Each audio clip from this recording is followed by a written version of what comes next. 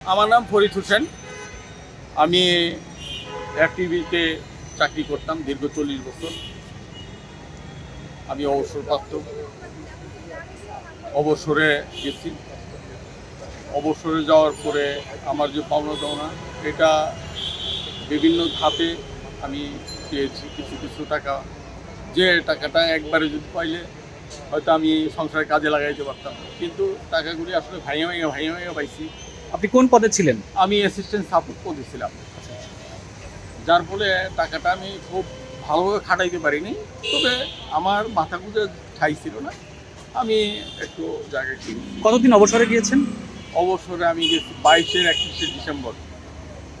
তাহলে এই যে দীর্ঘ কয়েক বছর চলে গেল, হ্যাঁ, আপনি কি আপনার মানে বেতন এবং গ্র্যাচুইটি এগুলো পান নাই? এই প্রাপ্য টাকাটা এর ভিতরে আমি কিছু কিছু করে ভাইয়া পাইছি।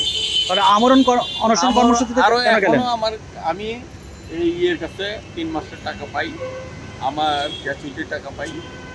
এর জন্য আজকে আমার এই গ্র্যাচুইটি টাকা 50% পাই। আচ্ছা, এই যে আপনি সাবেক রাষ্ট্রদূত মানে তুরস্কের জনাব মওসুদ আহমেদের স্বেচ্ছাচারিতার কথা এখানে লিখেছেন, কিন্তু কেন? আমি এখানে আমি টিভিতে বারবার গিয়েছি। আমি আমার শ্রদ্ধেয় কয়েকজন স্যারের সঙ্গে কথা বলছি ইতিপূর্বে। তো বলার পরে দেখা যায় যে আসলে সুষ্ঠুভাবে এটা হয়নি, আমি আমার দাবি দেওয়াগুলি পূরণ হয়নি, যার ফলে আমি প্রেস ক্লাবে আসছিলাম। আমি সাংবাদিকদের সঙ্গে আমার প্রশ্ন হচ্ছে, কেন মান্নানের স্বেচ্ছাচারিতা? আমার কথাটাই শেষ করি। আমার এই কথাটার ভিতরে কথা লুকাই আছে। তো এইখান থেকে মান্নান সাহেবের সঙ্গে কথা বলছি, হ্যাঁ, মকসুদ মান্নান সাহেবের সঙ্গে কথা বলছি এখান থেকে সাংবাদিকেরা। বলার পরে উনি আমাকে বলছিল যে আপনি বারটা ছিল বৃহস্পতিবারে দেখা করেন। আমি বৃহস্পতিবারে ওনারা পাই নাই।